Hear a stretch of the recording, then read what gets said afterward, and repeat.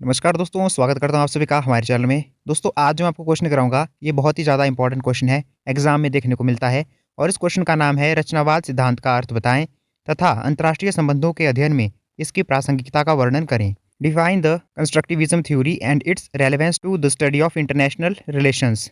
दोस्तों, सबसे पहले हम इसका इंट्रोडक्शन लिख लेते हैं।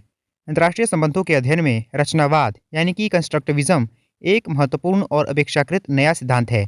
यह शास्त्रीय यथार्थवाद, नव यथार्थवाद और उदारवाद जैसे सिद्धांतों से हटकर अंतर्राष्ट्रीय राजनीति को समझने का एक नया दृष्टिकोण प्रदान करता है। जहाँ ये सभी जो पुराने सिद्धांत हैं, ये भौतिक कारकों जैसे शक्ति और आर्थिक हित पर अधिक ध्यान केंद्रित करते थे, वहीं पर जो रचनावाद है, यह विचारों पर, पहचानों पर, मानदंडों पर और जो सामाजिक अंतःक्रियाएं हैं, उनकी भूमिका को प्रमुखता देता है। दोस्तों, अब हम रचनावाद सिद्धांत का अर्थ लिख लेते हैं। रचनावाद मूल रूप से इस विचार पर आधारित है कि सामाजिक वास्तविकता निर्मित होती है, अर्थात जो समाज की जो रियलिटी है, वो क्या है, सोशली कंस्ट्रक्ट की जाती है। वह स्वाभाविक नहीं होती, पूर्व निर्धारित नहीं होती, बल्कि जो वास्तविकता है, वो निर्मित होती है, सोशली कंस्ट्रक्ट की जाती है। अंतर्राष्ट्रीय संबंधों के संदर्भ में उसका मतलब यह है कि राज्य और अन्य अंतर्राष्ट्रीय अभिकर्ताओं का व्यवहार, उनकी पहचान और उनके हित केवल भौतिक क्षमताओं या भौगोलिक स्थिति से तय नहीं होते, बल्कि साझा विचारों, अर्थों और सामाजिक बातचीत के माध्यम से निर्मित होते हैं। अलेक्जेंडर वेंडेट को अंतर्राष्ट्रीय संबंधों में रचनावाद का सबसे प्रमुख प्रतिपादक माना जाता है। उनका प्रसिद्ध कथन, अराजकता वही है जो राज्य इससे बनाते हैं, अर्थात anarchy is what state makes of it, ये सिद्धांत के मूल विचार को दर्शाता है। वे तर्क देते हैं कि अंतर्राष्ट्रीय व्यवस्था की अराजकता कोई भौतिक वास्तविकता नहीं है, बल्कि एक सामाजिक निर्माण है। यदि राज्य एक दूसरे को दुश्मन मानते हैं, तो अराजकता शत्रुतापूर्ण होगी, और वही देश अगर एक दूसरे को सहयोगी मानते हैं, तो जो अराजकता है वह सहकारी होगी।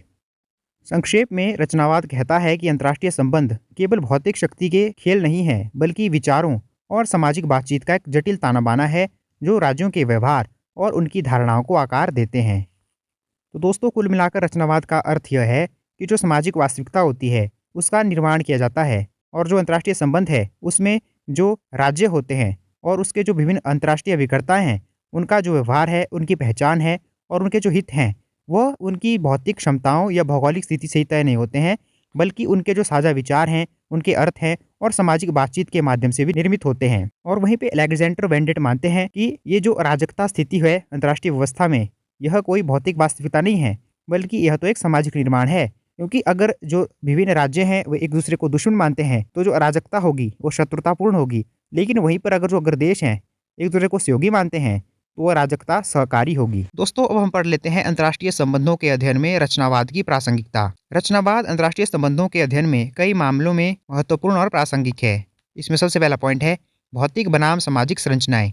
रचनावाद भौतिक संरचनाओं जैसे सैन्य शक्ति का वितरण के बजाय सामाजिक संरचनाओं जैसे साझा विचार, मानदंड और पहचान, इन सभी पर जोर देता है। यह दिखाता है कि कैसे ये सामाजिक संरचनाएं राज्यों के व्यवहार और उनकी प्राथमिकताओं को निर्धारित करती है। उदाहरण के लिए, संयुक्त राज्य अमेरिका को कनाडा के परमाणु हथियारों से खतरा महसूस नहीं होता, लेकिन वहीं पे अगर उत्तर कोरिया के पास परमाणु हथियार है, तो उन्हें उनसे खतरा महसूस होता है। भले ही उत्तर कोरिया के पास कम परमाणु हथियार होंगे, लेकिन फिर भी अमेरिका को ज़्यादा खतरा महसूस होगा।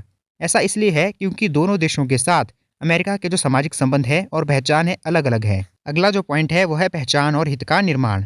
यह सिद्धांत बताता है कि राज्यों की पहचान, जो आइडेंटिटीज़ हैं और जो हित हैं यानी कि इंटरेस्ट हैं, वो निश्चित नहीं होते हैं, बल्कि सामाजिक बातचीत और अनुभवों के माध्यम से विकसित होते हैं।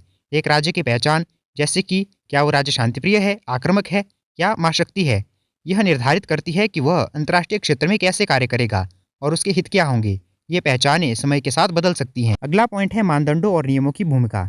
रचनावाद अंतर्राष्ट्रीय संबंधों में अंतर्राष्ट्रीय मानदंडों यानी कि जो नॉर्म्स हैं, नियमों और कानूनों की महत्वपूर्ण भूमिका पर प्रकाश डालता है। ये मानदंड राज्यों के व्यवहार को विनियमित करते हैं। यह परिभाषित करते हैं कि क्या स्वीकार्य है और क्या नहीं। उदाहरण के लिए, परमाणु अप्रसार संधि जैसे मानदंड परमाणु हथियारों के प्रसार को रोकने में भूमिका निभाते हैं, भले ही इसके कोई ठोस भौतिक प्रतिबंध ना हो। दोस्तों, जो रचनावाद है वह अंतर्राष्ट्रीय संबंधों में जो मानदंड है यानी कि नॉर्म्स हैं और जो नियम है, उसकी भूमिका पर भी प्रकाश डालता है और मानता है कि जो मानदंड है और नियम है, यह राज्यों के व्यवहार को आकार देता है। अगला पॉइंट है परिवर्तन को समझना। यथार्थवाद और उदारवाद अक्सर अंतर्राष्ट्रीय संबंधों में निरंतरता पर जोर देते हैं। इसके विपरीत रचनावाद परिवर्तन की संभावना को बेहतर ढंग से समझाता है, क्योंकि विचार, पहचान और मानदंड बदल सकते हैं, इसलिए अंतर्राष्ट्रीय राजनीति की प्रकृति भी बदल सकती है। शीत युद्ध का अंत, जिसका पारंपरिक सिद्धांतों द्वारा पूरी तरह से अनुमान नहीं लगाया जा सका, रचनावाद द्वारा बेहतर ढंग से समझाया गया, क्योंकि यह यूएसएसआर और यूएसए के बीच संबंधों के परिवर्तित पहचान और धारणाओं का परिणाम था। अगला पॉइंट है गैर राज्यकर्ताओं का महत्व।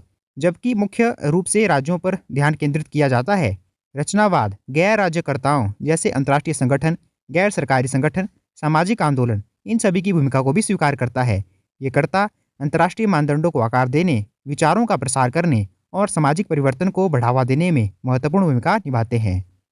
अगला पॉइंट है अराजकता की पुनर्व्याख्या। रचनावाद अंतर्राष्ट्रीय व्यवस्था की अराजकता को एक भौतिक नियति के बजाय सामाजिक रूप से निर्मित घटना के रूप में देखता है।